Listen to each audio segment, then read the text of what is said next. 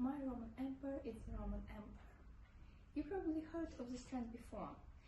People talking about historical events they can't stop thinking about. For me, it's actually Roman Empire. Conquest, engineering marvels and intrigues. It's all too fascinating to stop thinking about. So, let's talk about why the Roman Empire was and still is the most influential civilization in human history. The Roman Empire ruled the Mid-Terra and much of Europe, Western Asia and North Africa. The Romans conquered most of this during the Republic, and it was ruled by emperors following Octavian's assumption of effective soul in 27 before Christ. The Western Empire collapsed in 476 AD, but the Eastern Empire lasted until the fall of Constantinople in 1453. Founding. Rome was founded around 425 before Christ, in the areas of ancient Italy known as Etruria and Latium.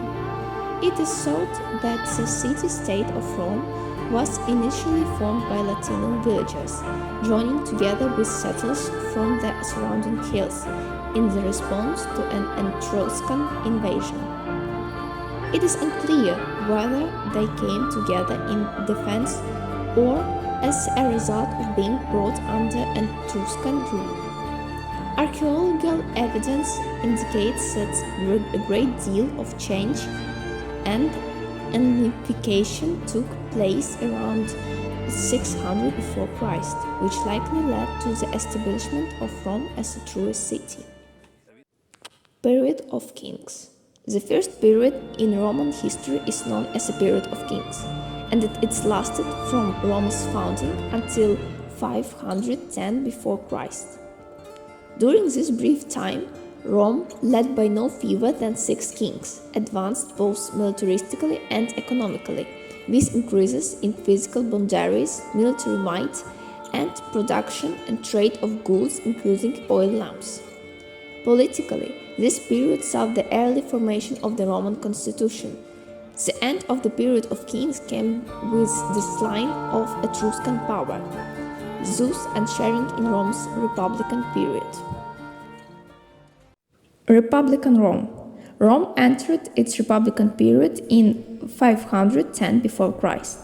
No longer ruled by kings, the Romans established a new form of government whereby the upper class ruled, namely the senators and the equestrians or knights. However, a dictator could be nominated in times of crisis.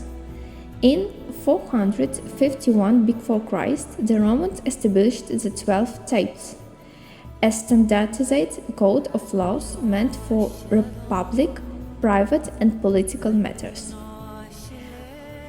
Rome continued to expand through the Republican period and gained control over the entire Italian peninsula by 338 before Christ.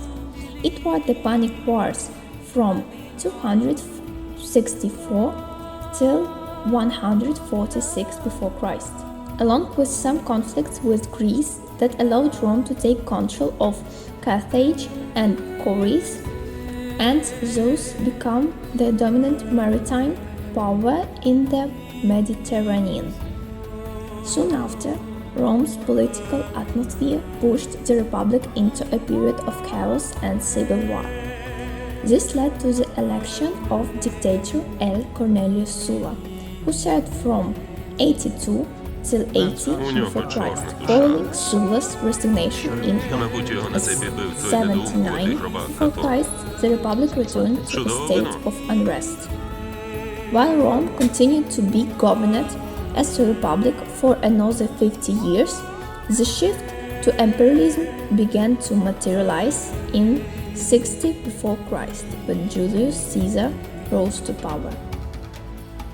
By 51 before Christ, Julius Caesar had conquered Celtic Gaul, and for the first time, Rome's borders had spread beyond the Mediterranean region.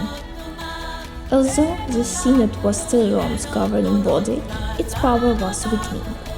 Julius Caesar was assassinated in 44 before Christ and replaced by his heir, Gaius Julius Caesar Octavian, who ruled alongside Mark Antony.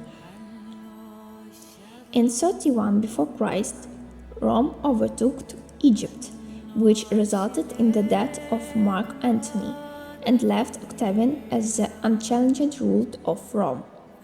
Octavian assumed the title of Augustus, and Zeus became the first emperor of Rome. Imperial Rome.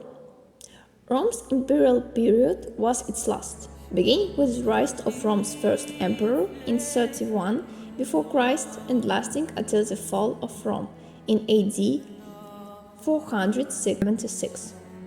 During this period, Rome saw several decades of peace, prosperity, and expansion.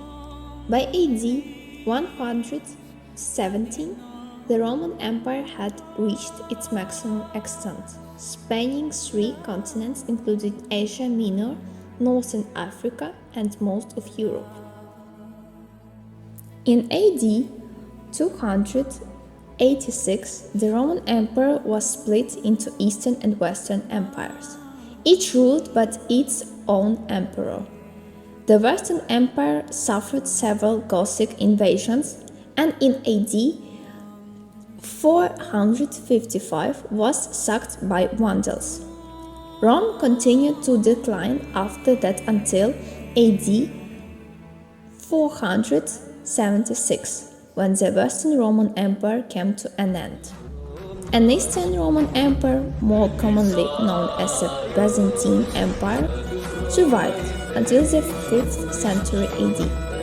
It fell when Turks took control of its capital city, Constantinople, modern-day Istanbul in Turkey. That's why I can't stop thinking about the Roman Empire. Its impact is everywhere, from architecture and law to government and language.